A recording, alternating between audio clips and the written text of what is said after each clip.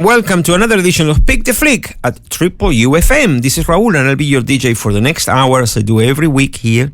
I have a very special show prepared for you today because today's show is dedicated to a very, very important event that happens in the Shoalhaven this weekend coming up. Friday, Saturday, Sunday is going to be the first ever First Nations Film Festival in the Shoalhaven, and the festival is happening in Huskisson. The films are showing at the Huskisson Pictures from Friday the 20th to Sunday the 22nd. And the festival celebrates the diversity and creativity of First Nations filmmakers across Australia and the courage and resilience of the storytellers, some of whom are from the South Coast, and we'll celebrate them this weekend. So today, besides dedicating the show to the festival, I will tell you more about some of the films that are featured at the festival, and I will play music from those films. But besides all that, I have a very special treat for you today. I have a live interview with Julienne McKay. Julienne McKay is the main organizer behind the Shoalhaven First Nations Film Festival, and she will be here at the studio in person, and I will be asking her a few questions about the festival, and she'll tell you all about it. And also she is going to be offering to our audience here at TripleU FM the possibility to win a couple of free passes for a film session on the Saturday the 21st. That is for callers that make the calls once after the interview today. So we will announce it here, and first caller will get the tickets. To tell you more about me here at TripleU FM, I'm broadcasting for you from the Nara studio on 3 bands to cover the Shoalhaven 99.7 FM in the south areas, 104.5 FM in the central areas, and 92.3 FM in the north. You can reach me here at the studio on 44221045, and that's the number you're going to have to call after the interview if you want to win your free tickets to the film festival. You can also listen to us online. We have a website, tripleu.org.au, and you'll find there every information about our radio station, shows, but you'll also find the stream. We stream our signal online, so you can listen to TripleU FM from wherever you are. And you can also find podcasts for all our shows. All our shows are podcasted there. So if you ever miss your favorite TripleU FM show, you can just get to the website and listen to it at your leisure. Before I go further, I want to say thank you to Apples for another edition of the community profile show he does for us every Tuesday morning. Thanks so much, Apples. Another great show, mate. And thank you for your help to transition from the Milton studio where Apple runs his show to the Nara studio where I am now. Okay, so that was a mouthful. Okay, so I'm ready now to dive into the Shoalhaven First Nations Film Festival. The festival includes 4 feature films, 7 documentaries, and 13 shorts. Wow, more than 11 hours of film this weekend in Huskisson. The festival features a live performance by a local First Nations artist group. The Mudjingal Yangamba is the name of the group. It means spirit singing in Durga language. And the group is Kuri Women's Choir that are going to be performing at the festival's opening night this Friday the 20th, 5:30 p.m. The opening night is occurring at the Huskisson Community Center. And so the 5:30 p.m. to 6:45 p.m., the team will be grouping there, and then there will be a walk or somehow a peaceful transition from there into the Husky Pictures, where the first film session will start from 7 p.m.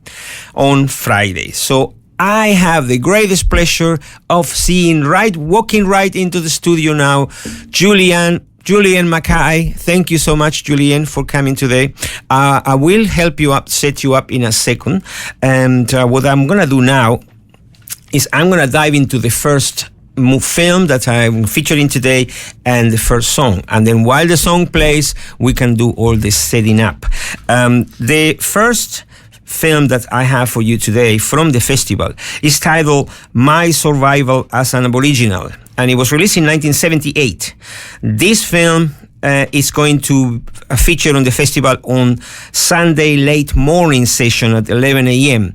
That session is already sold out. That is how popular the festival has been with the community, but we still have a waiting list, I understand. So if you're keen to go, make sure you send your expression of interest, and if tickets become available, the organizing team will let you know. So My Survivor as an Aboriginal rocked Australia and the world, because the film presented the atrocities and the hardships committed by the government against Aboriginal people. The movie reaches beneath the surface appearance to reveal a strong resistance to assimilation and the strong resistance also to the loss of identity. It's produced and directed by Essie Coffey, a Marawari woman, and she takes us into the Aboriginal struggle for survival. And Essie Coffey is OAM. She was born seen as Sillingsworth in 1941. She passed away in 1998, sadly. She was born in Guduga in the northern New South Wales area. And she is a Marawari woman. Founded the Western Australia Legal Service and served on a number of government bodies and Aboriginal community organizations. And her family avoided relocation to Aboriginal Reserve by following seasonal rural work. So Coffey co-founded the Western Australia Aboriginal Legal Services, and then she also did the Aboriginal Heritage and Cultural Museum at Brewarrina. And that is the town where this film takes place. So she basically will tell us all about how hard it's been for the community of Brewarrina through the colonization period, and that's taken from 200 years ago to now. And this film was released in 1978, but I've been to Brewarrina, and the situation in Brewarrina has not improved significantly since then. And that's the saddest part, because we are in 2024. Anyway, I'm looking at Julienne here, and we're like, anyway. So the first track I have for you today, an important thing I want to tell you is that Essie Coffey was the inaugural member of the Council for Aboriginal Reconciliation, and she was awarded a Medal of Honor of Australia, an OAM, in 1985. She was also awarded an MBE, which I didn't know what it was when I started with this, but it's the Member of Excellence or Order of the British Empire, but she refused it because she said, I knocked the MBE back because I'm not a member of the British Empire. And that was Essie. So the first song I have for you is from her film, My Survival as an Aboriginal.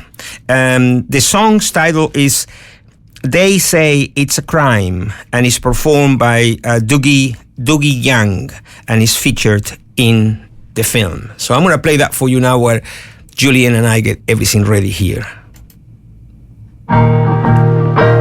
Now they say it's a crime, drinking beer and wine will lead a good man astray. When it comes to grog, I'm a fair-dinkum hog.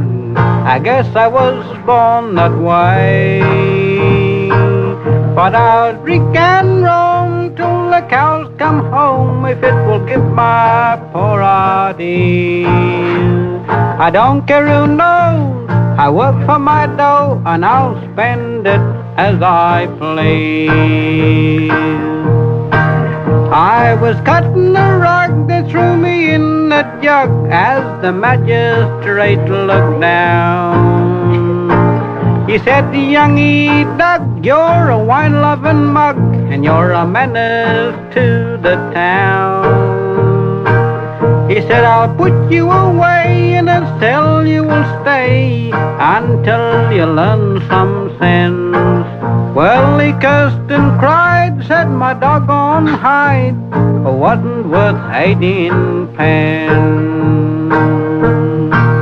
I spent the day in jail and they paid my bail when they opened the big iron door. Then I shook my head as I sadly said, well, I'll never get drunk no more.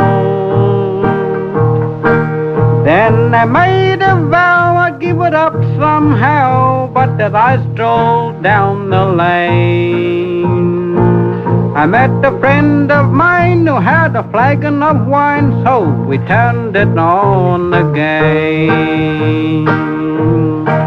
People in this town that just run me down, they gave me a real bad name. They say I drink and fight, well that's quite alright, 'cause the other boys do the same.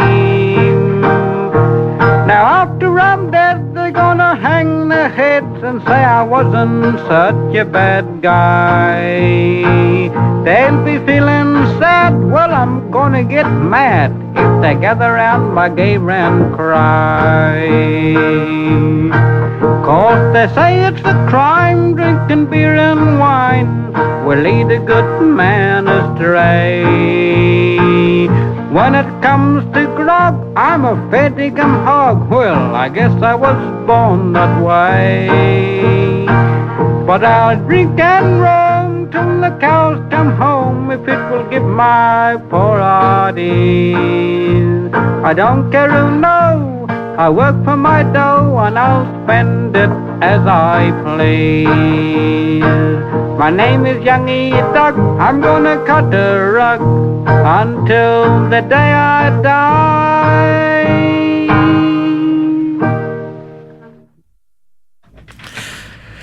And that was They Say It's a Crime by Dougie Young, and that song is featured in the film My Survival as an Aboriginal, released in 1978 by Essie Coffey.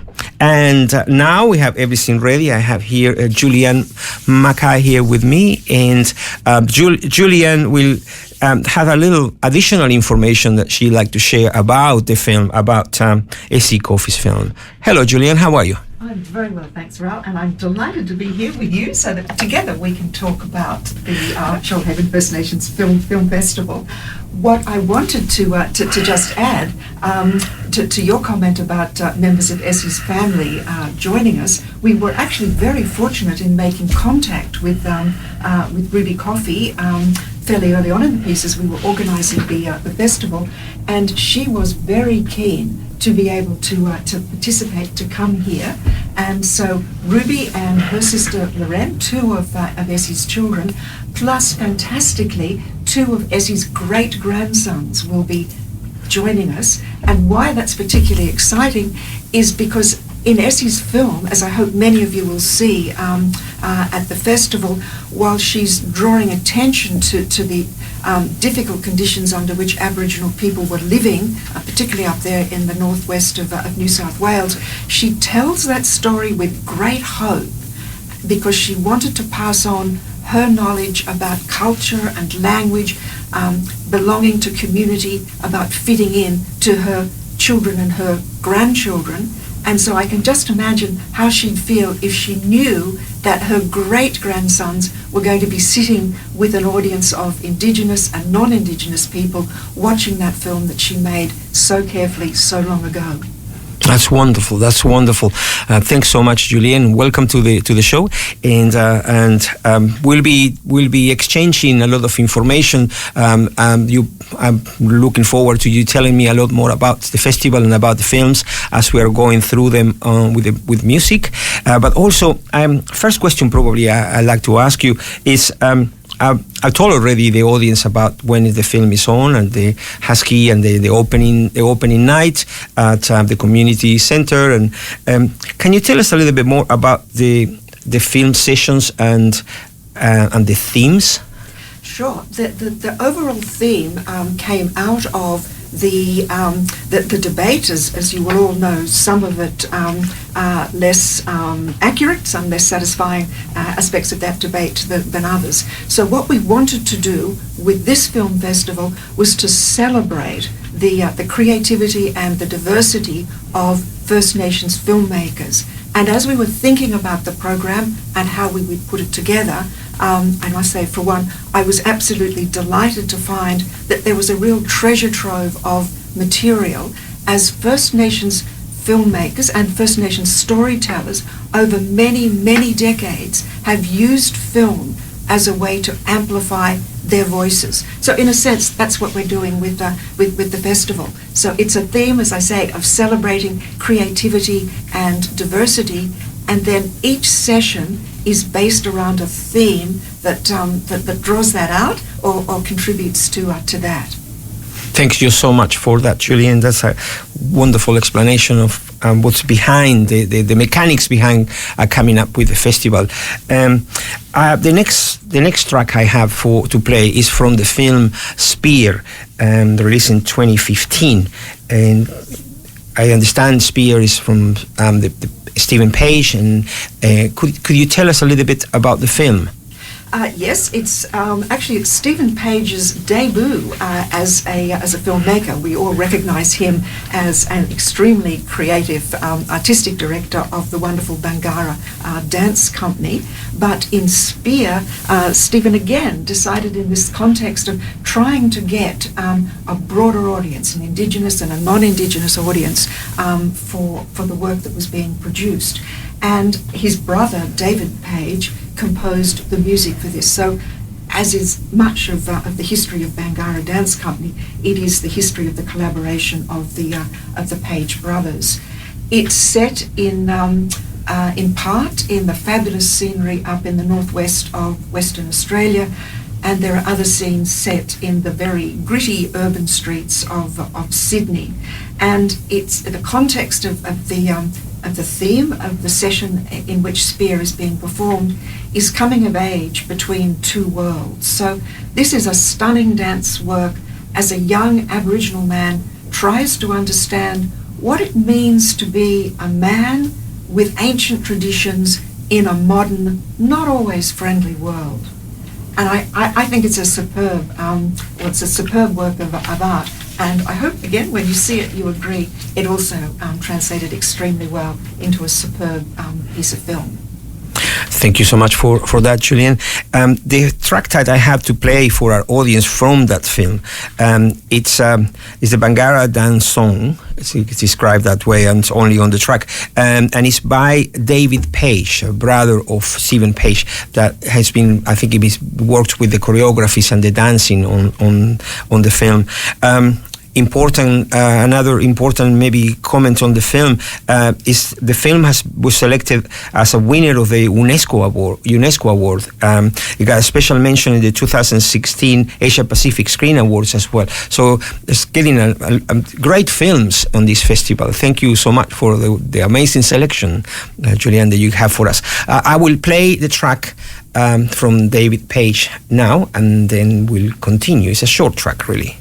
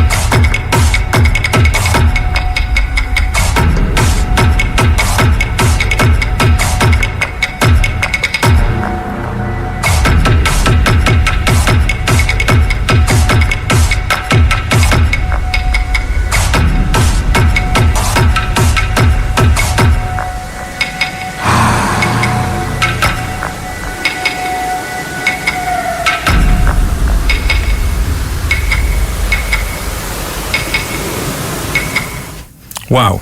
So that was the Bangara dance song by David Page. It's used in the film Spear that was released in 2015 by the Bangara Dance Company. And I had the pleasure to see that film on its debut in Sydney at the Sydney Opera House. And it's an incredible film. I mean, if you love dancing like I do, but if not, and if you like culture, and you will get an insight into Aboriginal culture through music and dance. It's a wonderful way to do it. Bangara Dance and an amazing group. Okay, Julian, anything you would like to add on this film? No, I guess the other reason for seeing it is if you just want to sit back, listen to the music, and look at the fabulous scenery. As I say, some of it is absolutely beautiful coastal scenery from northwest Western Australia, and there are more gritty scenes in our urban areas in Sydney, in inner Sydney. Thanks so much, Julian. This is Raul, and you're listening to Pick the Flick on this Tuesday, the 17th of September. Currently 11:34 a.m., and I have a very special guest with me, Julienne McKay, from the Shoalhaven First Nations Film Festival. We played one track from one of the films, and I was going to ask a question now to Julienne about the objectives. What are the main objectives of the festival, if you can share them with us?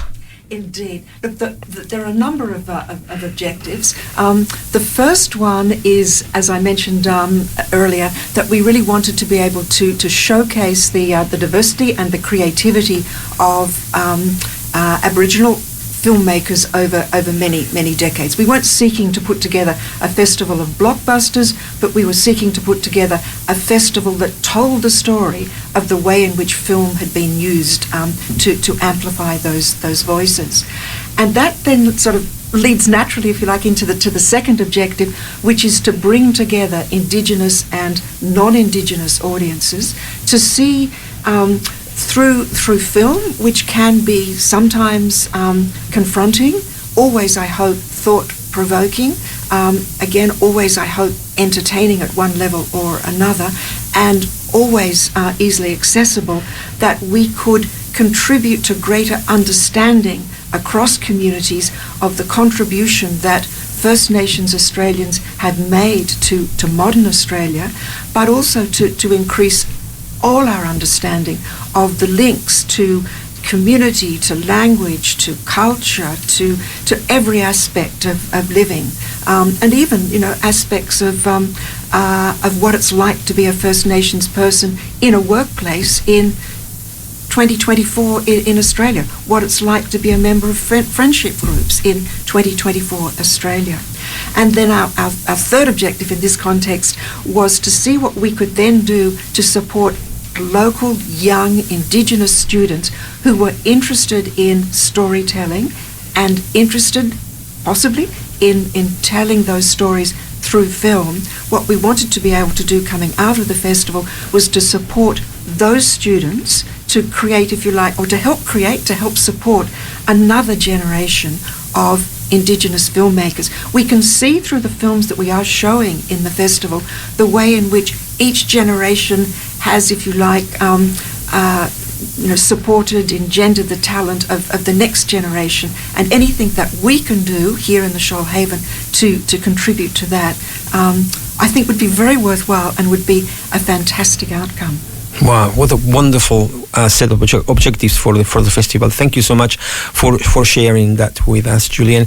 And how wonderful to be able to get some young talent maybe from the area and taking them through this process, identify them, and then maybe giving them the opportunity to document the stories of the community, and then we can enjoy them forever, like we can enjoy them in these films. Wonderful, thank you. Can I just add something yes. to that? What we did, again, discover in this process was the depth of talent that already exists in this area through the Wreck Bay community and the Geringer community. One of the films that we will be showing at the festival is We Come From the Land, and that was made here in 1985, and it was, again, the way in which that community needed to be able to project their messages in an environment that was not really very willing to listen, but they used film very, very effectively to get that message out to a wider community, and of course had great success then in their advocacy. Thank you so much for that clarification, Julienne. The next film that I had on my list, I had to skip one that I had on the list because I like to make sure that we have enough time to really get as much information out of Julienne as we can. The next film then will be is titled Emu Runner, and it was released in 2018. And that film will feature on the Saturday early afternoon session at 1:40 p.m. at the festival at the Husky Pictures. Anything you can tell us about the film? Yeah, look, I'm particularly pleased that we have Emu Runner as part of the program, because like Essie Coffey's film decades before it, this one was shot in Bawarrina with the local First Nations community, and it features local First Nations people essentially in the film. So they're not professional actors. What the director, Imogen Thomas, was able to do, and she lived in that community for many years. So while she doesn't strictly fit our definition of being a First Nations filmmaker telling her own stories, what she did was in fact to take the stories of that community, working with them, particularly with a woman called Fran Baker, to create an amazing film that fits in with that the theme for this session, which is what happens when you impose a new culture on an old culture. And this story is actually told through a young child, a young girl who's just lost her mother.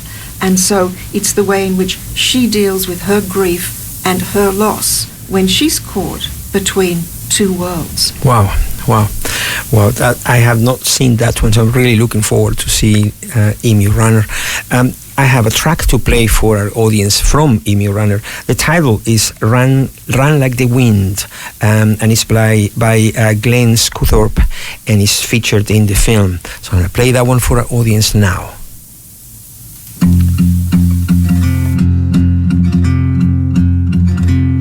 There's a campfire blazing on the banks of the river, telling stories on the banks of the river, about the old ways, about the old days, when you run like the wind. Don't you ever look back, don't you ever look back now, don't you ever look back now. When you run like the wind, don't you ever look back. The Gulbury runs like lightning across the plain. He's gone by the time you can say his name. 'Cause he's like lightning, he's like lightning. When he runs like the wind, you know he never looks back. But don't you ever look back now, don't you ever look back now. When you run like the wind, don't you ever look back.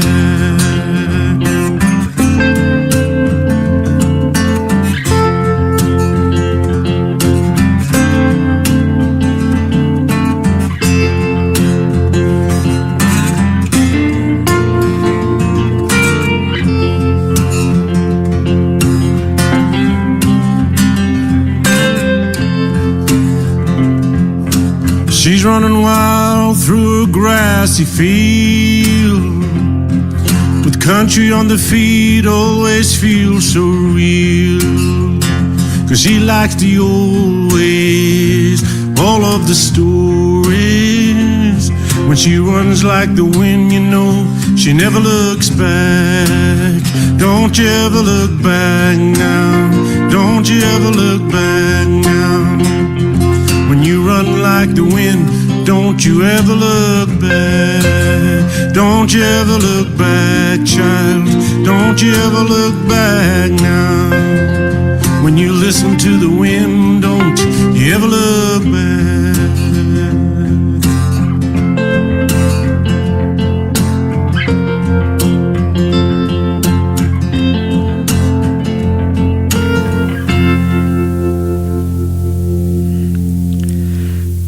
And that beautiful track was Run Like the Wind by Glenn Scothorpe, and it's featured in the film Emu Runner that was released in 2018.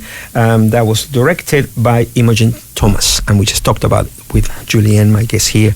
The next film I have for you is Ablaze, but before we dive into that film, I'd like to get more comments from our guest here, Julienne, and about how did it come about to have this festival, and what is the type of connection to our community, and maybe a little bit about do we have any special guests attending the festival? I'll answer the last part first, because yes, we do have some very special guests. Uncle Jerry Moore, who's a UN elder and an OAM, has been a great supporter of the festival, really right from the beginning, when it was just an idea. And he has been an absolute fabulous source of advice in guiding us through the process of selecting the films, and the way in which, if you like, we relate to those films, because for Jerry, this is, of course, lived experience. We're also absolutely delighted that we're going to have Auntie Delia Lowe with us on Friday evening, giving the welcome to country. We have also been interacting with the Wreck Bay Aboriginal Community Council, who again very generously gave us their support, and of course, along with Auntie Delia Lowe, gave us their permission to screen that film, We Come From the Land, because it's their story. It's their story of struggle and advocacy in order to maintain something of their culture and their links to their own country. And the first part of the question, Raul, you'll have to remind me. Sorry. The other part of the question was about how did it come about? It came about through. So we're a connection of friends. There are essentially six of us.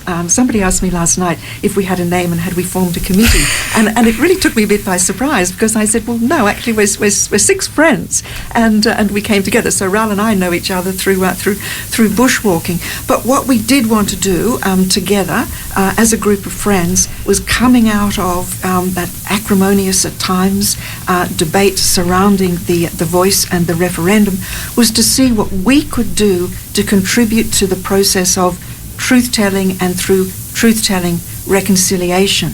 Because as we all know, storytelling is knowledge. And so we saw the films as a way of helping to build understanding of Aboriginal culture, connection to country, but importantly, the resilience and the courage of Aboriginal people in telling their stories over many decades. Raul may have mentioned earlier that the very first clip we have dates from 1933, and it's Joe Anderson, King Barugga, actually a man who comes from the south coast of New South Wales, calling for greater equality, for justice, for representation.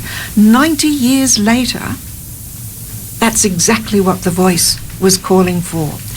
I hope it's not another 90 years that a group of friends come together to form a film festival in the hope of contributing to truth-telling and reconciliation. Thank you for that, Julienne, and I hope the same. So the next film that we have a song to play for is from the film Ablaze that was released in 2022, and that film combines old footage with new footage, and by originally Bill Onus, and it's been, the director is Alec Morgan, together with Tiriki Onus, with Bill's grandson or son? Grandson. Grandson. Yeah. Can you tell us a little bit about the film before we play some music from it? Yeah, sure. I can tell you a little bit also about Bill Onus. He was one of the first Aboriginal activists who drew a profile. I mean, clearly there had been activity, really, I guess, right from the beginning. But Bill was the sort of guy who thought, well, I'm not going to have my voice suppressed. If I'm going to be ignored or I'm going to be discouraged, there's got to be another way of doing this. So, as again, I hope many of you can see this film. He set about making a film as a way of projecting the voice of himself and his colleagues. He was a Yorta Yorta man and a Wiradjuri man, and this film was actually made in 1948. And Bill was one of the leaders, one of the advocates in a film for much greater equality, as we've been discussing, in the face of these forces which were seeking to destroy, really, indigenous cultures, languages, communities, and so on. And the film, as I understand it, was never actually shown. But then his grandson, Tikirionis, found the canisters, and working with Alec Morgan and others, was able to then, if you like, construct the story of his grandfather's sort of advocacy, of his sort of courage in coming forward and telling us this story. So it's a relatively recent film. It was actually released in 2022, but it dates back to the late 1940s. Great, thank you so much for that insight on the film. And so we have a track to play from the film, and it's a short one, but it's a Bura Fera, which is a very traditional song in language, and this is performed by Tiriki Onus himself. He is an opera singer himself, so he's performing this song for us. So I'm gonna play it for our audience now.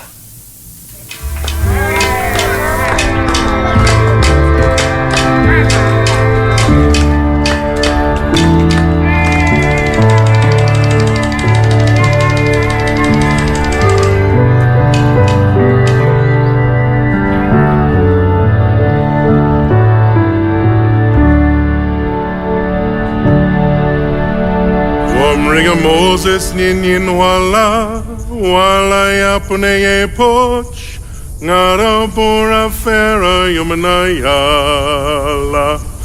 ngara bora fera yumanayala yala ngara bora fera yumanayala yala ngara bora fera yumana Bora fera yumana yala yala Yunduk peku yezu Brawal bokuna yumana Ngara bora fera yumana yala Ngara bora fera yumana yala yala Ngara bora fera yumana yala yala Ngara bora fera yumana yala yala.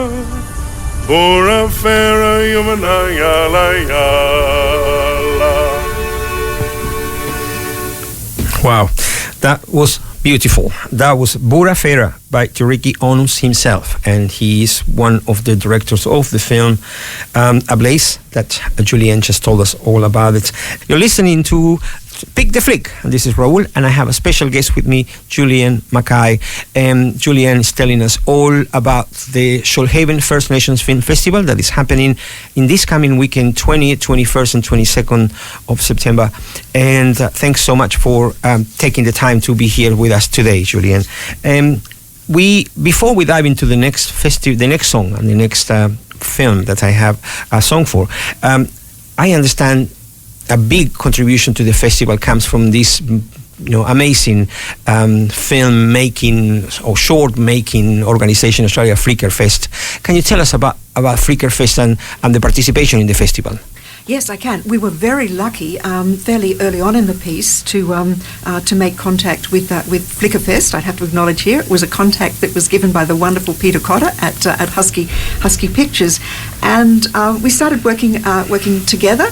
And I think they became confident that we were actually going to get this film festival together. So offered to come in as partners, essentially, with us, and making available to the Shoalhaven First Nations Film Festival their absolutely incredible collection of Flickerfest Indigenous Films. And what they do, and they do it actually through a process of competition, they bring together Australia's most creative Indigenous talent, both behind the camera and in front of the camera. And that really for us reflected the theme of our film festival, where we're seeking to show that diversity and the creativity. We have so the Flickerfest has 9 films, and they cover a whole series of different themes. There are some very tightly told stories that explore the way in which knowledge and culture are transmitted between generations. There's a story actually by Julienne McKay, who has strong connections to the Wreck Bay community here. Her film Katele is being shown, and that's a film about lives left behind. There are also stories within that collection of self-discovery, and a very moving film in that set is about the reaction and response of a community up in northwestern Western Australia, up in the Kimberley, that had been devastated by a pattern of youth suicide over many years. And so they thought, how can we address this problem? And so a local woman, a local First Nations woman, came up with a very innovative idea of actually using horses, of using connection to animals as well as connection to country to help that community pull itself together. Wow. Looking forward to seeing all those shorts from Flickerfest. I'm a big supporter of Flickerfest. I've seen other shorts, but have not seen this Indigenous special set of documentaries. Thank you so much for that. And we have one more track and film to feature, and it's a track from the film Still We Rise that was released in 2022. And can you tell us a little bit about the film, Julienne, please? Yes, I can. And Still We Rise was chosen as the final film, the finale, if you like, the grand finale for our film festival, because it comes at the end of Sunday morning of 2 sessions.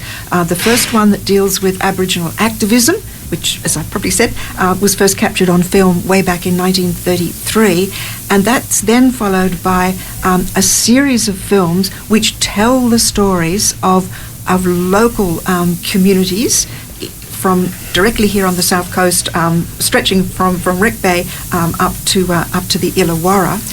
And so then Still We Rise, which is the story of the 50 years of activism through the Aboriginal Tent Embassy in Canberra, from when they first planted a beach umbrella on the lawns of Parliament House.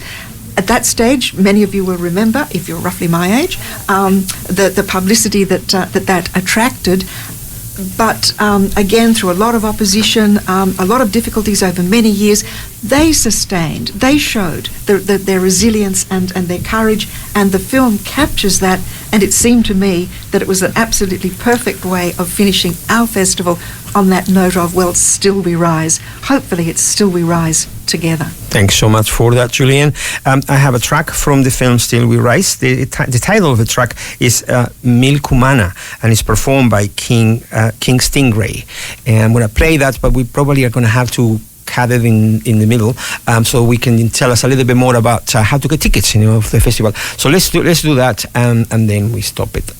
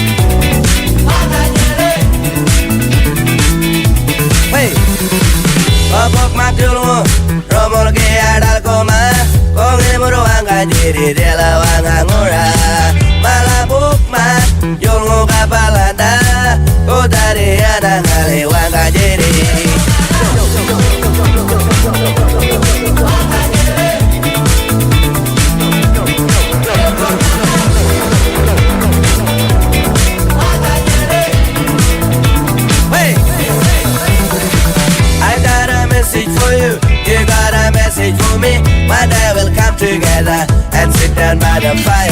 Man, I got no reason to rise. I never lose touch. What kind of man do you think I am?